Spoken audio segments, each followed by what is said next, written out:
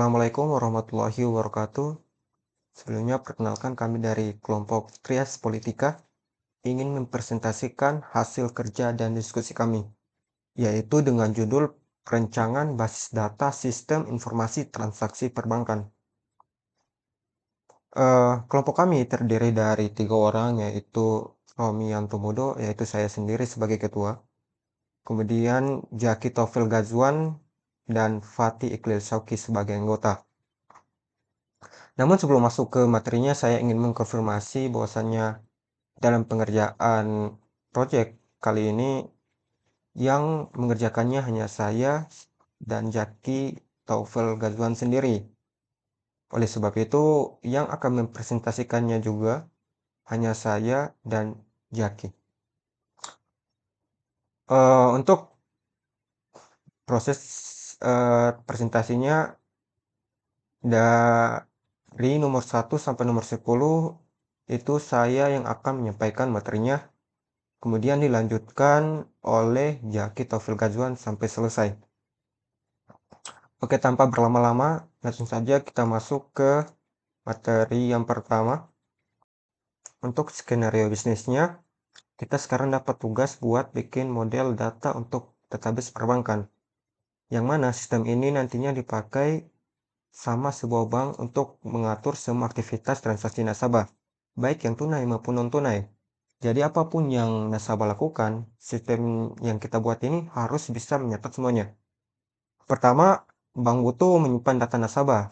Di sini kita harus masukin data seperti nama lengkap, alamat, nomor KTP, nomor telepon, email, dan tanggal lahir. Ini penting buat identifikasi nasabah. Dan hubungan datanya itu, satu nasabah bisa punya beberapa rekening, tetapi satu rekening hanya boleh dimiliki oleh satu nasabah. Kemudian rekening yang disediakan ada 2 jenis, yaitu tabungan sama giro. Yang mana setiap rekening wajib mempunyai informasi dasar seperti nomor rekening, jenis rekening, tanggal buka, saldo awal, dan saldo saat ini. Data ini juga penting supaya setiap transaksi bisa ditelusuri dari rekening mana asalnya. Kemudian lanjut ke transaksi. Bank juga punya 3 jenis transaksi utama, yaitu store, tarik, dan transfer. Nah, untuk setiap transaksi, sistem harus menyimpan informasi lengkap, seperti ID transaksi, tanggal dan jam, apakah debit atau kredit, berapa jumlah uangnya, rekening asal, rekening tujuan, dan status transaksi apakah berhasil, gagal, atau masih pending. Selain itu juga, kalau transaksinya dilakukan di cabang bank, kita juga harus mengaitkannya atau mengaitkan transaksi tersebut dengan petugas bank yang melayaninya. Jadi, data petugas seperti ID petugas, nama jabatan, dan cabang tempat dia bertugas juga harus disimpan. Kemudian, data cabang bank sendiri juga harus ada ID cabang, nama cabang, alamat, dan nomor telepon. Dan terakhir, sistem yang kami buat ini juga harus punya audit log. Audit log ini fungsinya buat mencatat aktivitas penting yang dilakukan petugas di sistem, seperti login, input data, mengubah data, ataupun menghapus data untuk setiap log. Kita harus simpan ID log, waktu aktivitas, jenis aktivitas, siapa petugasnya, dan keterangannya. Ini berguna untuk keamanan dan pelacakan kalau suatu saat ada masalah. Jadi secara keseluruhan sistem yang kami buat ini adalah sistem database yang membantu bank memantau transaksi secara real time, menjaga keamanan data, dan menyediakan histori lengkap untuk transaksi maupun aktivitas petugas. Oke, untuk itu saja penjelasan saya mengenai proses bisnis yang kami buat. Selanjutnya kita masuk ke menentukan entitas, atribut, dan UID. Nah, dari proses bisnis sebelumnya, kita mendapatkan entitas-entitas berikut, yaitu ada entitas nasabah, petugas, cabang bank, log aktivitas, rekening, transaksi. Nah, di mana transaksi ini mempunyai supertype dan subtype. Untuk supertype-nya itu transaksi, dan subtype-nya itu ada transaksi setoran, transaksi penarikan, dan transaksi transfer. Oke, lanjut ke atribut dan UID-nya. Nah, atribut dari entitas nasabah ada ID nasabah, nama, nomor KTP, nomor telepon, alamat, email, dan tanggal lahir. Mana UID dari entitas nasabah sendiri yaitu ID nasabah. Kemudian nama, nomor KTP, nomor telepon, alamat, email itu adalah wajib, mandatori atau tidak boleh kosong. Kemudian ada tanggal lahir, opsional, boleh kosong. Lanjut ke entitas petugas, atributnya ada ID petugas, nama, jabatan, dan ID cabang. Kenapa saya menaruh ID cabang di sini? Karena nanti petugas sama ID cabang itu akan berelasi. Oke, lanjut ke entitas cabang bank, yang mana atributnya ada ID cabang, nama, alamat, nomor telepon. Ya, untuk UID dari cabang bank yaitu ID cabang. Kemudian lanjut ke log aktivitas. Atributnya itu ada ID log, waktu aktivitas, jenis aktivitas, ID petugas. Nah, di sini dia juga akan berrelasi dengan petugas atau entitas petugas. Kemudian ada keterangan. Lanjut ke entitas rekening. Nah, entitas rekening atributnya adalah nomor rekening, tanggal pembukaan, saldo awal, saldo saat ini, ID nasabah, nanti berrelasi juga dengan nasabah. Kemudian ada jenis rekening. Lanjut ke entitas transaksi. Nah, seperti saya sudah bilang sebelumnya, bahwasannya untuk transaksi itu mempunyai supertype dan subtype. Di mana supertype-nya itu ada entitas, yaitu ID transaksi, nomor rekening, tanggal transaksi, jumlah transaksi, status transaksi. Kemudian untuk subtype-nya itu transaksi setoran eh, mempunyai atribut yang membedakannya dengan subtype-subtype yang lain, yaitu ada metode setoran, sumber dana, kemudian transaksi penarikannya.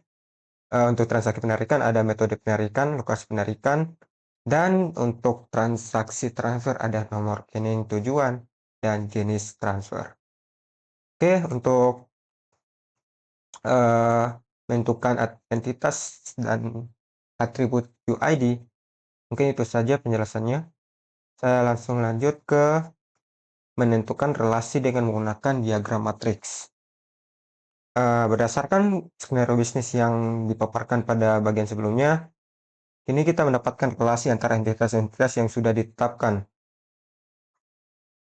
Untuk memastikan semua relasi terdeteksi, maka kita gunakan diagram matriks, di mana diagram matriks akan membuat relasi yang terjadi dan nama relasi antara entitas-entitas. Penamaan relasi dilakukan dua arah. Nah, untuk relasinya eh, mempunyai dua arah. Kemudian untuk relasinya digambarkan di dalam diagram matriks. Oke, kita cek untuk entitas nasabah sebelumnya. Untuk nasabah ke nasabah itu sudah kosong ya. Nasabah ke nasabah kosong, nggak punya relasi. Kemudian nasabah ke petugas juga tidak punya relasi. Nasabah ke cabang bank juga tidak punya relasi. Kemudian nasabah dengan log aktivitas mempunyai relasi, yaitu nasabah melakukan log aktivitas. Artinya di log aktivitas nanti mencatat eh, aktivitas-aktivitas yang dilakukan oleh nasabah. Kemudian nasabah dan entitas rekening, yang mana nasabah itu memiliki rekening. Lanjut ke transaksi, yang mana nasabah itu melakukan transaksi. Nah, jadi untuk entitas nasabah di sini mempunyai relasi dengan tiga entitas, yaitu entitas log aktivitas, entitas rekening, dan entitas transaksi. Kemudian kita lanjut untuk entitas petugas. Untuk petugas sendiri ke nasabah tadi nggak ada relasi ya. Selanjutnya petugas dengan petugas juga tidak ada relasi. Kemudian petugas dengan cabang bank. Nah, di sini petugas mempunyai relasi dengan cabang bank, yang mana petugas itu bekerja di cabang bank. Kemudian petugas dengan log aktivitas. Petugas dengan log aktivitas juga mempunyai relasi, yang mana petugas itu tercatat di log aktivitas. Jadi untuk eh, aktivitas petugas itu akan dicatat di dalam entitas log aktivitas juga, seperti nasabah. Kemudian petugas ke rekening tidak punya relasi, dan petugas dengan transaksi mempunyai, yaitu petugas melayani transaksi. Oke, lanjut ke entitas selanjutnya, yaitu cabang bank.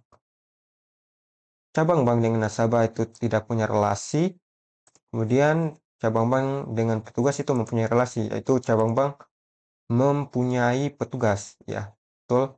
Cabang bank itu mempunyai petugas.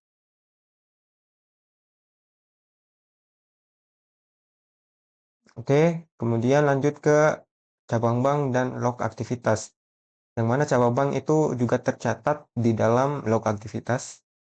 Kemudian cabang bank dan rekening tidak punya relasi, cabang bank dan transaksi juga tidak punya relasi. Lanjut ke log aktivitas. Nah, di sini untuk log aktivitas dengan nasabah itu, log aktivitas dilakukan oleh nasabah. Jadi apa yang nasabah lakukan itu akan tercatat di dalam log aktivitas. Kemudian log aktivitas dan petugas juga mempunyai relasi, yaitu log aktivitas dilakukan oleh petugas. Kemudian cabang bank dan log aktivitas juga mempunyai relasi, yaitu log aktivitas terjadi di cabang bank. Dan untuk log aktivitas dan log aktivitas tidak punya relasi. Kemudian log aktivitas dan rekening juga tidak punya relasi. Log aktivitas dan transaksi juga tidak punya relasi. Kita lanjut ke rekening. Untuk rekening, nah, untuk rekening dengan nasabah itu mempunyai relasi, yaitu rekening dimiliki oleh nasabah. Ya, betul. Tadinya nasabah memiliki rekening, sekarang rekening dimiliki nasabah. Kemudian rekening dan petugas tidak punya relasi, rekening dan cabang bank tidak punya relasi, rekening dan log aktivitas tidak punya relasi, rekening dan rekening juga tidak punya relasi, rekening dan transaksi mempunyai relasi, yaitu rekening memiliki transaksi. Kemudian transaksi dan nasabah. Transaksi itu dilakukan oleh nasabah, oke, mempunyai relasi. Kemudian transaksi dan petugas mempunyai relasi juga, yaitu transaksi dilayani petugas. Kemudian transaksi dan cabang bank juga mempunyai relasi, yaitu transaksi terjadi di cabang bank. Kemudian transaksi dan log aktivitas itu tidak punya relasi. Transaksi dan rekening mempunyai relasi, yaitu transaksi berasal atau menuju ke rekening dan sebaliknya. Enggak, tidak. Kemudian transaksi dan transaksi juga tidak punya relasi. Untuk langkah selanjutnya, kita menentukan optionality dan cardinality setiap entitas. Nah, untuk setiap entitas itu mempunyai relasi optionality dan cardinality. Jadi di sini kita tentukan entitas nasabah dan entitas log aktivitas. Di mana untuk optionality-nya, setiap nasabah harus memiliki log aktivitas atau mandatory, dan setiap log aktivitas harus berasal dari nasabah atau mandatory. Nah, di sini untuk menentukan eh, entitas nasabah ke log aktivitas, kita lihat dari skenario-nya, di mana di sini setiap nasabah harus memiliki log aktivitas, yang mana kata harus ini artinya wajib, maka kita tuliskan di sini mandatory. Nah, selanjutnya untuk entitas log aktivitas ke nasabah juga harus berasal dari nasabah, artinya log aktivitas ini harus uh, wajib berasal dari nasabah. Maka ini juga hubungannya adalah mandatory. Lanjut ke cardinality. Satu nasabah dapat memiliki banyak log aktivitas. Berarti untuk entitas nasabah ke log aktivitas itu one to many ya. Satu nasabah dapat memiliki banyak log aktivitas. Tetapi satu log aktivitas hanya memiliki satu nasabah. Kemudian sebaliknya untuk log aktivitas ke nasabah itu hubungannya adalah many to one. Oke, jadi untuk gambaran dari relasinya adalah sebagai berikut, di mana nasabah ke log aktivitas adalah one to many, kemudian log aktivitas ke nasabah adalah many to one. Kemudian untuk hubungannya atau optionality-nya adalah mandatory semuanya. Nasabah ke log aktivitas adalah mandatory, log aktivitas ke nasabah juga mandatory. Oke, kita lanjut ke entitas nasabah dan entitas rekening. Eh, di mana untuk optionality-nya adalah setiap nasabah harus memiliki minimal satu rekening atau mandatory, karena ada kata harus. Kemudian dan setiap rekening harus memiliki oleh satu nasabah. Ini juga mandatory. Kita cek untuk cardinality-nya. Satu nasabah bisa memiliki banyak rekening, bisa memiliki banyak rekening. Artinya boleh bisa atau boleh tidak. Nasabah bisa memiliki banyak rekening. Boleh banyak atau boleh tidak ya. Oke. Kemudian tetapi satu rekening hanya dimiliki oleh satu nasabah. Oke, untuk hubungannya adalah one to many. Kemudian gambaran relasinya adalah seperti berikut ini, di mana nasabah ke rekening adalah one to many, kemudian rekening ke nasabah adalah many to one. Kemudian untuk optionality-nya dua-duanya adalah mandatory. Kita lanjut ke entitas nasabah dan entitas transaksi. Oke, untuk optionality-nya di sini setiap nasabah bisa melakukan transaksi. Nah, di sini ada kata bisa, di mana kata bisa itu adalah opsional atau boleh kosong. Nah, di sini kita menandakan opsional, tetapi setiap transaksi harus dilakukan oleh satu nasabah. Nah, untuk hubungan nasabah ke transaksi tadi adalah opsional, tetapi transaksi ke nasabah itu mandatory atau wajib. Oke, kita cek untuk cardinality-nya sekarang, di mana satu nasabah dapat melakukan banyak transaksi. Satu nasabah dapat melakukan banyak transaksi, artinya one to many. Tetapi satu transaksi hanya dilakukan oleh satu nasabah. Berarti many to one. Oke, maka kita mendapatkan relasinya di sini adalah one to many. Untuk gambaran relasinya adalah seperti berikut ini, di mana satu nasabah itu bisa mempunyai banyak transaksi, tapi transaksi hanya mempunyai satu, apa tadi? Tapi transaksi hanya dilakukan oleh satu nasabah. Kemudian untuk hubungannya adalah dari nasabah ke transaksi adalah opsional, tetapi dari transaksi ke nasabah adalah mandatory. Oke, kita lanjut untuk entitas petugas dan entitas cabang bank. Untuk optionality-nya di sini, setiap petugas harus bekerja di satu cabang bank. Nah, di sini ada kita harus artinya mandatory, dan setiap cabang bank memiliki banyak petugas. Ya, betul ya. Setiap cabang bank pasti memiliki banyak petugas. Betul, mandatory. Berarti hubungan antara petugas dan cabang bank itu adalah mandatory, dan cabang bank ke petugas juga mandatory. Kita cek untuk cardinality-nya. Di mana untuk cardinality-nya itu satu cabang bank itu memiliki banyak petugas. Satu cabang bank memiliki banyak petugas.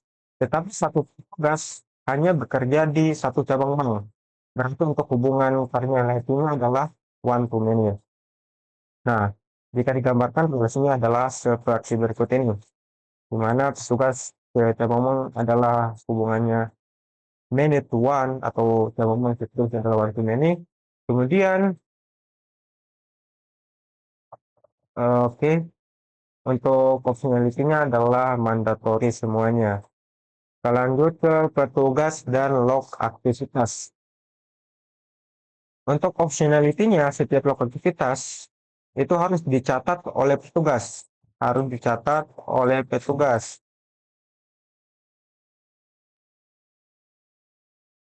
Oke, dan setiap petugas bisa mencatat banyak log aktivitas atau mandatori. Oke, kita lanjut ke artinya untuk dua hubungannya ini, dua-duanya adalah mandatoris. Kemudian kita lanjut ke cardinality. Kita cek satu petugas mencatat banyak log aktivitas. Satu petugas mencatat banyak log aktivitas one to many, tetapi satu log aktivitas hanya dicatat oleh satu petugas. Many to one. Oke, untuk hubungannya adalah one to many dan gambaran relasinya seperti berikut ini. Ya, petugas ke log aktivitas adalah one to many. Kemudian untuk optionality-nya adalah mandatory kedua-duanya. Kita lanjut ke entitas petugas dan entitas transaksi. Untuk optionality-nya di sini setiap transaksi dilayani oleh petugas. Berarti untuk hubungannya adalah mandatory dan setiap petugas melayani banyak transaksi. Ini juga mandatory. Kita cek untuk cardinality-nya. Di mana satu petugas itu melayani banyak transaksi. Ya betul ya. Satu petugas melayani banyak transaksi. Tapi satu transaksi hanya dilayani oleh satu petugas. Nah, maka didapatlah hubungannya adalah one to many. Dan gambaran relasinya adalah seperti berikut ini. Mana petugas itu ke transaksi adalah one to many. Kemudian untuk optionality-nya adalah mandatory kedua-duanya. Kita lanjut ke entitas selanjutnya, yaitu entitas cabang bank dan entitas log aktivitas. Kita cek di optionality-nya. Setiap log aktivitas terjadi di satu cabang bank. Ya, mandatory. Setiap log aktivitas itu pasti terjadi di satu cabang bank. Berarti untuk hubungannya adalah mandatory dan setiap cabang bank mempunyai banyak log aktivitas. Sama, mandatory juga. Kita cek di cardinality-nya. Satu cabang bank memiliki banyak log aktivitas. Satu cabang bank memiliki banyak log aktivitas. Jadi untuk cabang bank ke log aktivitas hubungannya adalah one to many. Dan setiap log aktivitas hanya terjadi satu cabang bank. Nah, maka didapatlah hubungannya adalah one to many. Dan ini adalah gambaran relasinya. Oke, kita langsung lanjut ke entitas selanjutnya, yaitu entitas rekening dan entitas transaksi.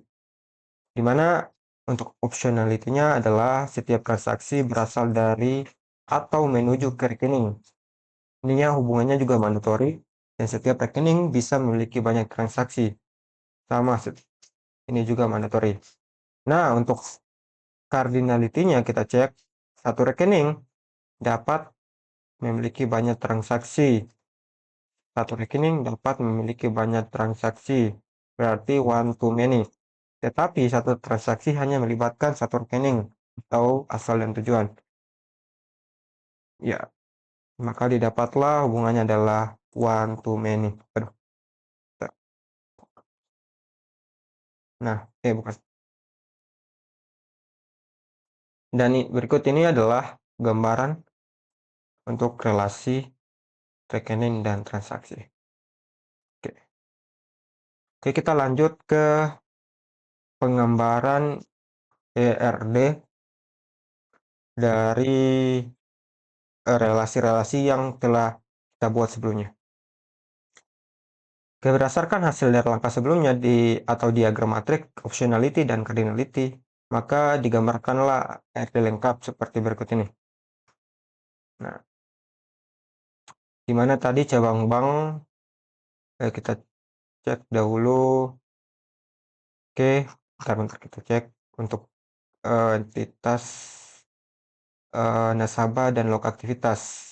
Nasabah ke log aktivitas itu hubungannya one to many. Nah, nasabah. Oke, log aktivitas tuh one to many. Nah, oke, untuk gambaran relasinya seperti berikut. Saya sudah terapkan seperti langkah sebelumnya semuanya. Telah saya gabungkan di dalam penggambaran ERD ini. Dan berikut ini adalah gambarannya. di mana di sini untuk transaksi itu mempunyai subtype dan supertype, dan untuk gambarannya seperti ini, di mana subtype-nya itu masuk di dalam gambaran transaksi untuk supertype-nya. Ya, jadi transaksi adalah supertype-nya, kemudian subtype-nya di dalam gambar atau dalam apa nih? Dalam kurungan transaksi. Ya, dan kita langsung di dalam langkah ini kita juga langsung menuliskan atribut-atribut untuk setiap entitasnya seperti yang ada pada contoh untuk project kali ini. Oleh karena itu saja penjelasan untuk penggambaran atau menggambarkan RDEC. Kita lanjut ke cari supertype dan subtype. Nah, di sini juga untuk supertype dan subtype-nya adalah transaksi. Transaksi mempunyai subtype, yaitu transaksi setoran, transaksi penarikan, transaksi transfer yang berrelasi dengan nasabah, kemudian berrelasi dengan rekening, dan berrelasi dengan apa nih? Petugas ya. Kita lanjut, mungkin itu saja penjelasan saya untuk supertype dan subtype. Kita lanjut ke melakukan normalisasi. Nah, pada langkah di sini kita akan melakukan normalisasi dari setiap gambaran yang telah kita buat sebelumnya. Di mana di sini saya menemukan ada 2 pelanggaran terhadap bentuk normalisasi yang kedua, yaitu pada entitas log aktivitas dan entitas rekening. Di mana pada bentuk normal kedua menyatakan bahwa semua atribut non-UID harus bergantung kepada UID. Namun pada entitas log aktivitas, itu log aktivitas dan rekening, terdapat atribut non-ID yang tidak tergantung pada UID, yaitu atribut jenis aktivitas yang ini, dan atribut jenis rekening. Atribut jenis rekening yang ini. Kemudian yang seharusnya tidak bergantung pada ID log dan nomor rekening. Jadi dia tidak tergantung pada entitas log aktivitas dan entitas rekening. Tapi kedua atribut itu harus mempunyai entitasnya sendiri. Nah, di sini bergantung pada entitas jenis aktivitas dan jenis rekening itu sendiri. Nah, dari pelanggaran bentuk normalisasi kedua di sini, saya sudah memisahkan atribut yang mendapatkan pelanggaran dan gambarannya adalah seperti ini. Di mana sebelumnya jenis aktivitas itu masuk di dalam atribut log aktivitas, kemudian dipisah dan mendapatkan atribut baru yaitu ID jenis untuk UID-nya, kemudian ada nama dan deskripsinya. Kemudian untuk rekening juga terkena pelanggaran tadi, di mana jenis rekening itu sebelumnya adalah atribut dari rekening, kemudian dipisahkan menjadi atribut menjadi entitas baru yaitu jenis rekening. Kemudian mendapatkan atribut-atribut baru yang mana ID jenis rekening sebagai UID-nya dan nama sebagai atribut barunya.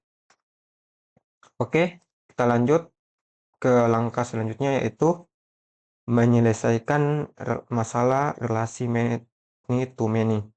Nah, untuk langkah ini saya rasa kita tidak mempunyai relasi many to many, maka di sini saya memberikan tanda tidak relasi many to many di dalam penggambaran RD kita.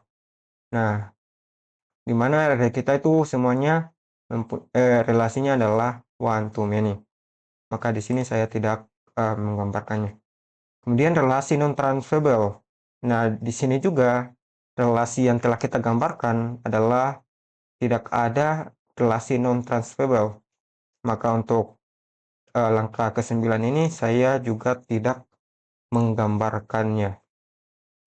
Oke, untuk langkah ke-10 melakukan mapping ke diagram tabel, tipe data dan presisi sampai langkah seterusnya itu akan disampaikan atau akan dipresentasikan oleh saudara Jaki Taufel Gazwan. Nah, untuk itu saya persilakan kepada saudara Jaki. Assalamualaikum warahmatullahi wabarakatuh. Perkenalkan, nama saya Zaki Tufel Gaswan dengan NPM 0735241101. Jadi kali ini saya akan melanjutkan presentasi dari saudara Romi. Di sini kita lanjut saja ke melakukan mapping ke diagram tabel dan tipe data dan presisi.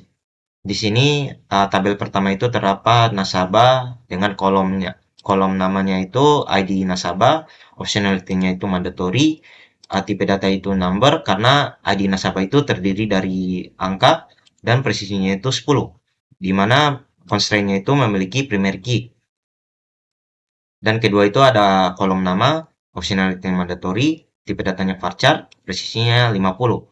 Berikutnya itu ada nomor KTP, optionality-nya mandatory, tipe datanya number, presisinya itu 20. Berikutnya itu ada nomor telepon, optionality itu mandatory, tipe datanya itu varchar 2, presisinya itu 20. Berikutnya juga ada alamat, optionality-nya itu mandatory, tipe datanya itu varchar 2, presisinya itu 50.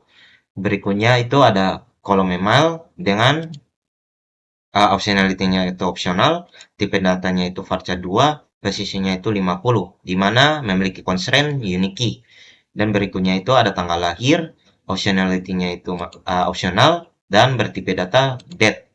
Kita lanjut ke tabel kedua itu adalah tabel petugas, di mana kolom pertama itu terdapat ID petugas, bertipe data number, optionality-nya itu mandatory, presisinya itu 10, dan memiliki constraint primary key. Berikutnya itu ada nama, optionality itu mandatory, tipe datanya itu varchar 2, presisinya itu 50. Berikut ada kolom jabatan, optionality-nya itu mandatory, tipe datanya itu varchar 2, dan presisinya itu 30. Dan berikutnya itu ada ID cabang, optionality-nya itu mandatory, varchar 2, tipe datanya, presisinya itu 30. Lanjut ke tabel berikutnya itu ada tabel cabang bank, di mana kolom pertamanya itu terdapat ID cabang. Dan optionality-nya itu mandatory, tipe datanya itu number, presisinya itu 10, dan memiliki constraint primary key. Yaitu kedua ada nama, optionality-nya itu mandatory, tipe datanya itu varchar 2, presisinya itu 50. Berikutnya itu ada kolom alamat, di mana optionality-nya itu mandatory, tipe datanya itu varchar 2, presisinya itu 50. Berikutnya itu ada nomor telepon, optionality-nya itu mandatory, dan tipe datanya itu varchar 2, presisinya itu 20. Nah, sudah kita lanjut ke tabel berikutnya itu tabel log aktivitas, di mana tabel log aktivitas itu memiliki kolom nama kolom. Yang pertama itu ada ID log, optionality-nya itu uh, mandatory, tipe datanya number, presisinya itu 50, dan memiliki constraint primary key. Berikutnya itu ada jenis aktivitas, di mana optionality-nya itu mandatory, tipe datanya itu varchar 2, presisinya itu 50.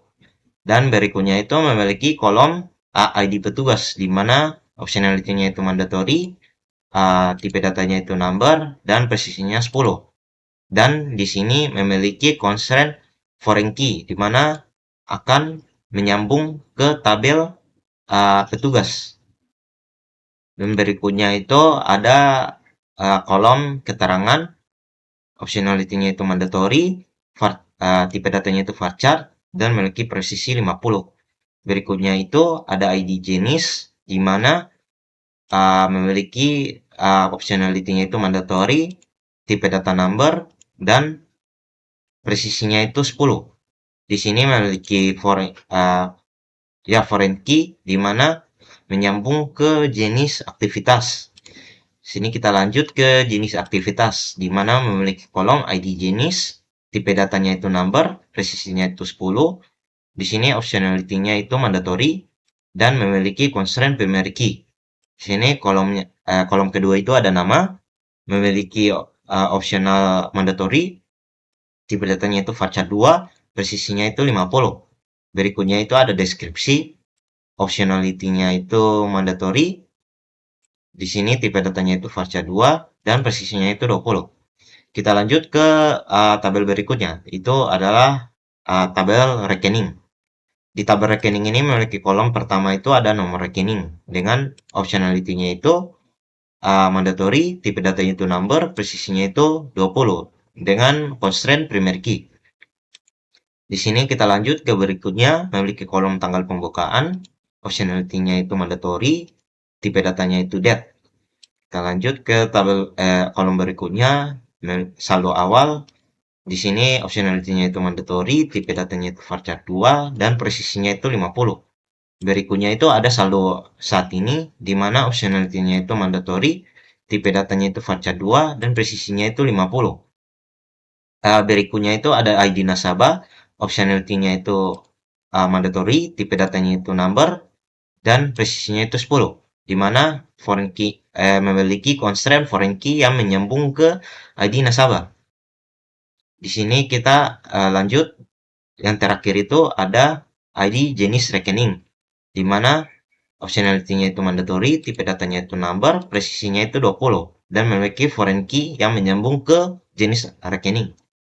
Kita lanjut, di sini ada jenis rekening, di mana kolom pertama itu ada ID jenis rekening, tipe datanya itu number, presisinya itu 20, optionality-nya itu mandatory, dan memiliki constraint primary key. Di sini kita lanjut, ada kolom nama, yang optionality-nya mandatory, dan tipe datanya itu varchar 2, dan presisinya itu 30.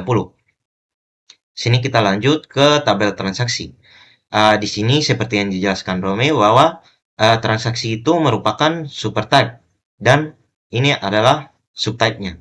Di mana jika diimplementasikan pada tabel bahwa kolom yang dimiliki oleh supertype akan turun ke subtype-nya. Di sini dapat dilihat bahwa kolom yang dimiliki supertype-nya itu adalah ID transaksi, di mana optionality-nya itu mandatory, tipe datanya itu number, presisinya itu 20, dengan memiliki constraint primary key. Dan berikutnya itu ada nomor rekening, tipe data number, presisi 20, dan optionality-nya itu mandatory. Dan constraint-nya itu foreign key, yang menyambung ke nomor rekening, atau menyambung ke rekening. Di sini kita lanjut ke tabel kolom ketiga. Di sini tanggal transaksi, tipe datanya itu date, dan optionality-nya itu mandatory. Di sini jumlah transaksi, tipe datanya itu varchar 2, presisinya itu 50, dan optionality-nya itu mandatory. Dan yang terakhir itu ada status transaksi, tipe datanya itu varchar 2, presisinya 50, dan optionality-nya itu mandatory. Dan itu adalah kolom dari supertype-nya, di mana diturunkan ke setiap subtype-nya. Sini kita lanjut, di mana subtype-nya itu hanya memiliki kolom metode setoran dan sumber dana. Di sini metode setorannya itu optionality-nya itu mandatory dan tipe datanya itu varchar 2, presisinya itu 30. Di sini berikutnya ada sumber dana, optionality-nya itu mandatory, tipe datanya itu varchar 2 dan presisinya itu 50. Kita lanjut ke tabel transaksi penarikan. Di sini saya lupa jelaskan tadi, yang saya jelaskan itu tabel setoran. Di sini berikutnya itu ada kolom metode penarikan. Karena sama saja, saya akan jelaskan yang dimiliki subtype-nya saja. Di sini kolomnya itu terdapat metode penarikan, di mana optionality-nya itu mandatory, tipe datanya itu varchar 2, presisinya itu 30. Dan kedua itu ada lokasi penarikan, di mana tipe datanya itu varchar, optionality-nya itu mandatory, dan presisinya itu 50. Di sini kita lanjut ke transaksi transfer, di mana memiliki nomor rekening tujuan, kolom nomor rekening tujuan, dan optionality-nya mandatory, tipe datanya itu number, presisinya itu 20. Berikutnya itu ada jenis transfer. Di sini lupa tulis. Jenis transfer yang dimana optionality-nya itu mandatory, tipe datanya itu varchar 2, dan presisinya itu 30. Dan begitu saja tabel tabel mapping ke diagram tabel. Sini kita lanjut ke perintah SQL dan SQL DLL. Kita lanjut. Pertama itu adalah perintah membuat tabel nasabah. Di sini saya menggunakan create table untuk membuat tabel, dan di sini nama tabelnya yaitu nama nasabah. Di sini dapat dilihat bahwa sesuai yang ada di atas, di mana kolom ID nasabah itu bertipe data number, dan presisinya itu 10. Constraint-nya itu memiliki nama PK ID nasabah, di mana constraint-nya itu primary key. Jadi begitu saja. Di sini adalah hasil dari hasil pembuatan tabel tersebut, di mana menggunakan dash nasabah untuk menampilkan struktur tabelnya. Di sini dapat dilihat bahwa struktur tabelnya itu sudah sesuai dengan apa yang ada di tabel yang saya buat di atas. Dapat dilihat di sini bahwa sudah sesuai dengan hasil runningnya. Yang kita lanjut ke perintah pembuatan tabel petugas. Dapat lihat di sini saya juga di sini masih menggunakan create table. Di sini nama tabelnya itu petugas, memiliki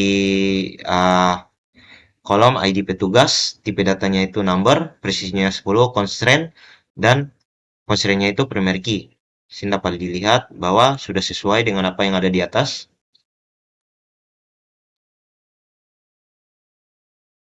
Nah, dapat dilihat bahwa sudah sesuai. Sini, karena sudah, kita lanjut ke berikutnya.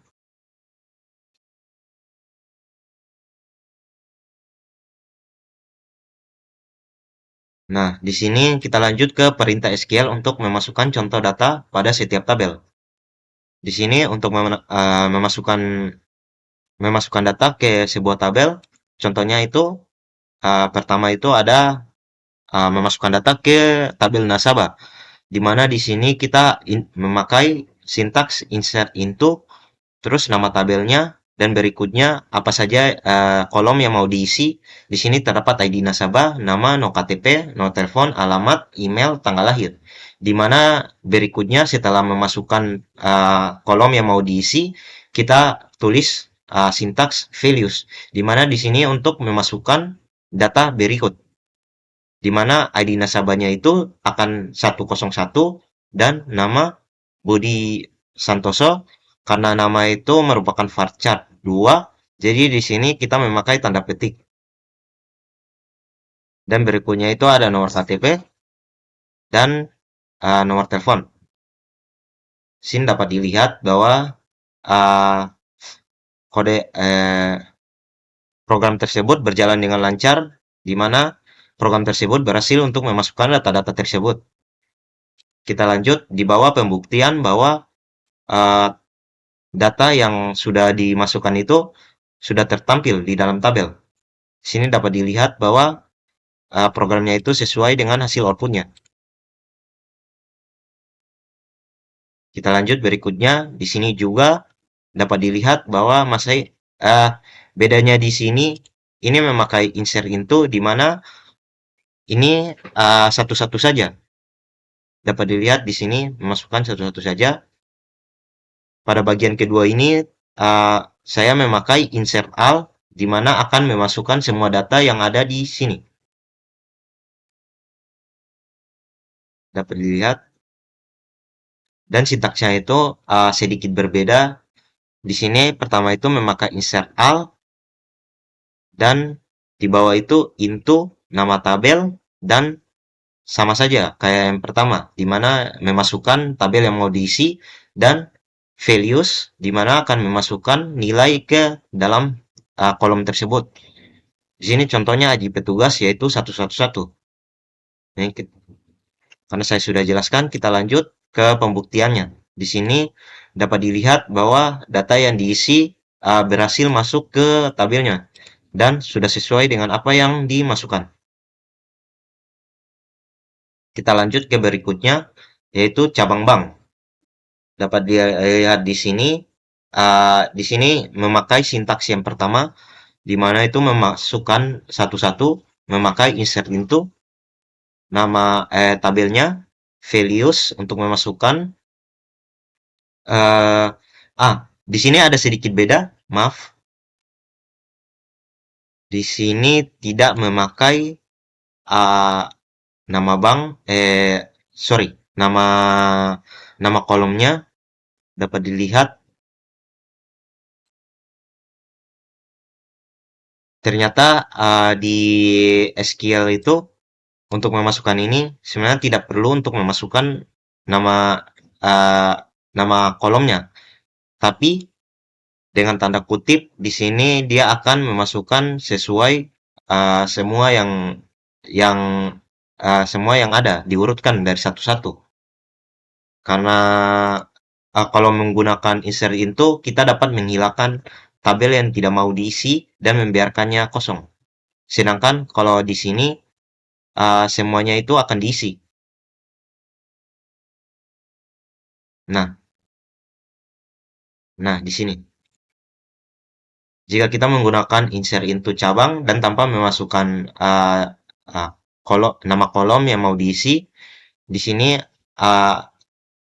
datanya itu akan diisi dari tabel pertama, terus lanjut tabel kedua, tabel ketiga, dan tabel keempat, dan seterusnya. Dan karena saya sudah menjelaskan, di sini kita lihat pengecekannya bahwa tabel yang dimasukkan, data yang dimasukkan itu sudah sesuai dengan apa yang ada di program. Dapat dilihat di sini bahwa values-nya itu pertama ada ID cabang, yaitu 001, nama itu cabang Jakarta Pusat. Karena sudah sesuai, kita lanjut ke yang berikutnya.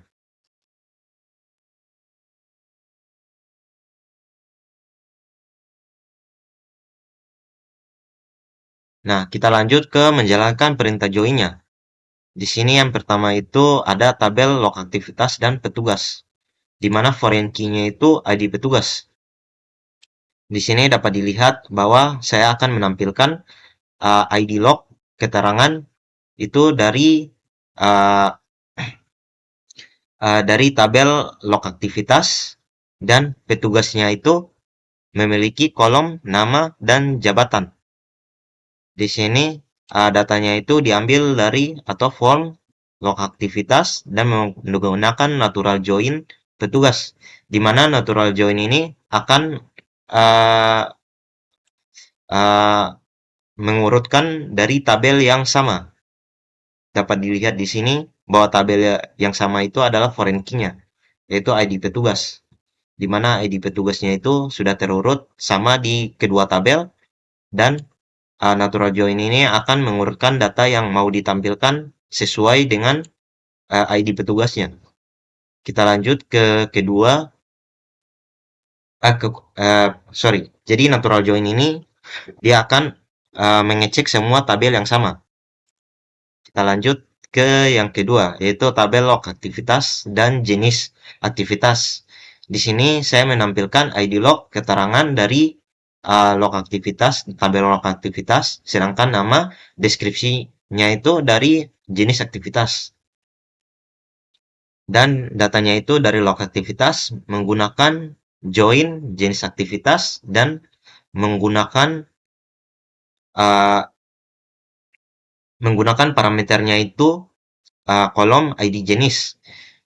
Jadi bedanya join using dan natural join-nya itu, di mana join using ini kita bisa memilih sendiri kolom mana saja yang mau dijadikan parameter untuk mengurutkan data yang mau ditampilkan. Dapat lihat di sini bahwa datanya itu diurutkan sesuai dengan ID jenisnya. Dapat dilihat di sini sudah sesuai. Kita lanjut ke Yang berikutnya itu dapat lihat di sini. Kita lanjut, berikutnya itu ada tabel rekening dan nasabah. Di sini kita menggunakan select juga, no rekening saldo awal itu berasal dari tabel nasabah, sedangkan nama dan alamat itu berasal dari tabel nasabah. Sorry. Jadi no rekening dan saldo awal itu berasal dari tabel rekening, dan nama alamat itu berasal dari tabel nasabah. Sini menggunakan natural join, seperti yang saya jelaskan bahwa natural join itu dia mencocokkan semua parameter yang cocok di kedua tabel tersebut. Di sini dapat dilihat bahwa programnya itu berhasil dijalankan dan hasil yang ditampilkan itu sudah diurutkan berdasarkan parameter yang sama di kedua tabel tersebut. Dalam kasus ini yaitu foreign key-nya atau ID nasabahnya. Digunakan programnya untuk diurutkan sebagai parameternya. Kita lanjut, di sini tabel rekening jenis rekening, ID jenis rekening, di mana foreign key-nya itu ID jenis rekening. Dapat lihat di sini bahwa nomor rekening saldo awal itu berasal dari tabel rekening, sedangkan ID jenis rekening dan namanya itu berasal dari jenis rekening. Di sini dapat dilihat menggunakan natural join bahwa hasilnya itu sudah sesuai dan diurutkan berdasarkan ID jenis rekeningnya. Nah, karena saya sudah jelaskan semuanya, sini saya akhiri. Wabillahi taufiq wal hidayah. Wassalamualaikum warahmatullahi wabarakatuh.